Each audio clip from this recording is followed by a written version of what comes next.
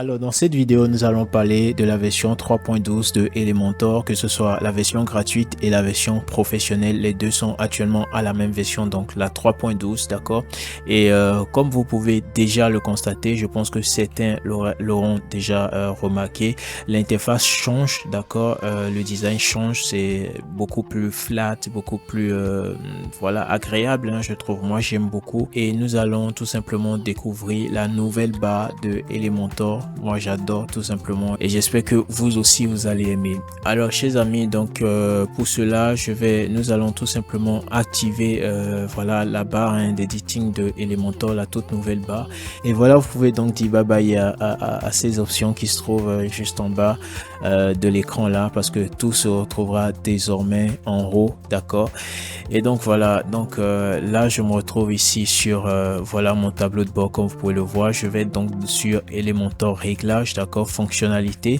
Et ici chez amis, bon, j'ai le Flexbox conteneur actif, hein, d'accord. Et après, vous voyez le éditeur top bas ici, il va falloir l'activer également. Donc je l'active et là je vais tout simplement enregistrer. Ensuite, je me rends ici sur l'espace de modification de ma page, d'accord. Je vais tout simplement actualiser. Alors, chers amis, voilà la toute nouvelle top bar d'editing de Elementor. Donc, ce que moi j'appelle la nouvelle interface d'editing, tout simplement. Voilà, interface que j'adore déjà. Vous pouvez voir ici, nous avons maintenant le bouton publier qui se retrouvait quelque part ici, qui maintenant se retrouve ici, vous voyez. Et lorsque vous cliquez ici sur la petite flèche là, vous pouvez enregistrer au brouillon, etc., publier. Et là, vous cliquez pour tout simplement prévisualiser votre page, vous voyez un peu. Donc, voilà. Et là, bon, pour les aides, là, vous pouvez rechercher, d'accord, des éléments de votre page. Vous avez les trois boutons, ordinateur, tablette et puis téléphone. Donc là, vous avez le bouton pour les réglages de la page, d'accord. Donc c'est toujours la même interface de ce côté. Ici, nous avons donc les différentes structures des pages, d'accord. Donc cela se retrouvait toujours en bas ici. Donc désormais, c'est sur la top bar et c'est génial. Alors là, comme vous pouvez le voir, il s'agit des réglages du site. Vous pouvez voir, d'accord. Donc désormais, le bouton se trouve là. Alors là, si par exemple je veux ajouter un nouvel élément, d'accord, à ma page, il me suffira de cliquer sur l'icône plus ici, d'accord, et voilà, j'aurai accès aux différents widgets de ma page tout simplement.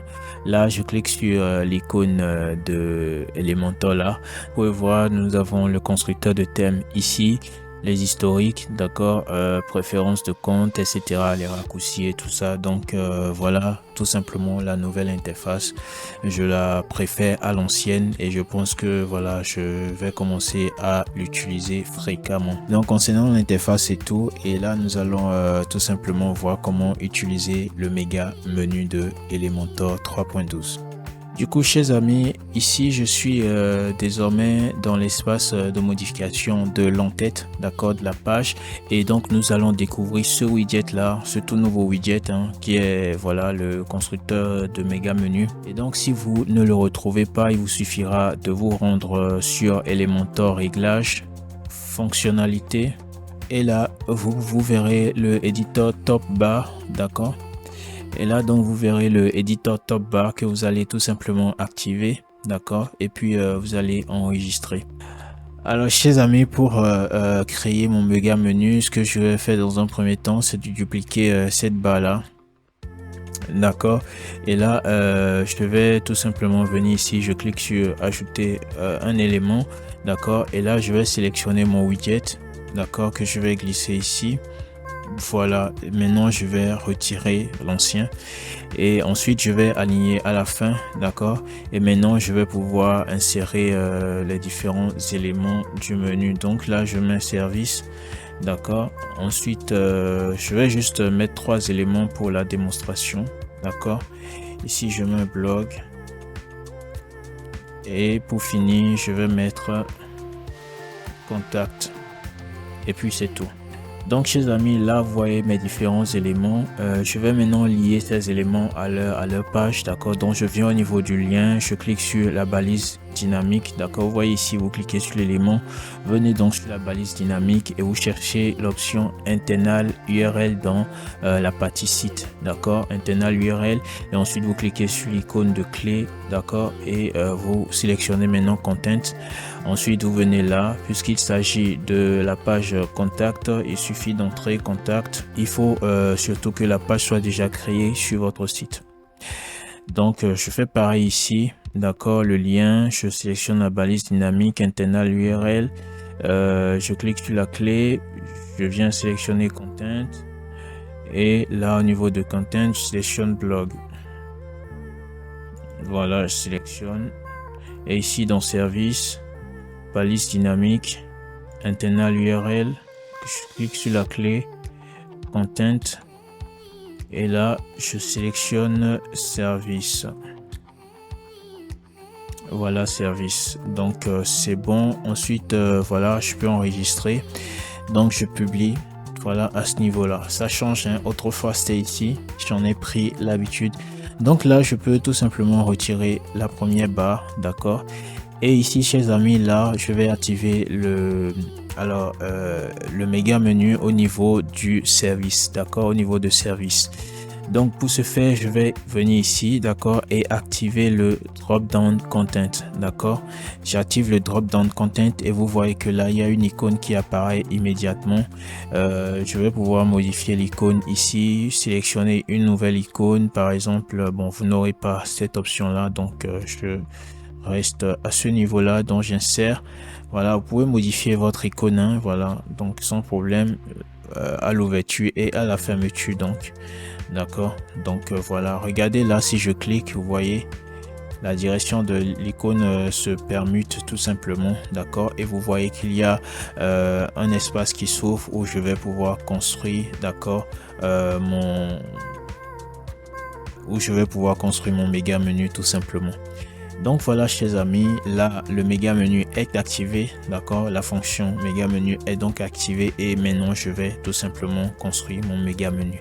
Et ici, lorsque vous voyez, lorsque je clique là, d'accord, lorsque j'ouvre l'espace du méga menu, j'ai un conteneur qui apparaît ici, d'accord. Je vais d'abord sélectionner ce conteneur là et ici je vais venir définir l'arrière-plan, la couleur d'arrière-plan, afin de pouvoir distinguer, d'accord, l'espace de mon méga menu du reste de la page. Donc vous voyez, le méga menu couvre l'entièreté de la page tout simplement. Donc voilà, je clique ici. Donc voilà, ici vous pouvez voir drop down effect, c'est-à-dire effet d'ouverture, hein, de mon méga menu. Je mets ça sur fading, d'accord, et l'ouverture se passe lors du survol, d'accord, ou lors de clic si vous préférez, d'accord. Je vais mettre voilà, au survol pour faire simple. Donc là j'enregistre, d'accord, et ici vous voyez le content est sur full wide. Je peux mettre sur fit to content, mais bon, je laisse sur full wide, d'accord, et là je laisse sur horizontal, d'accord, et je vais enregistrer.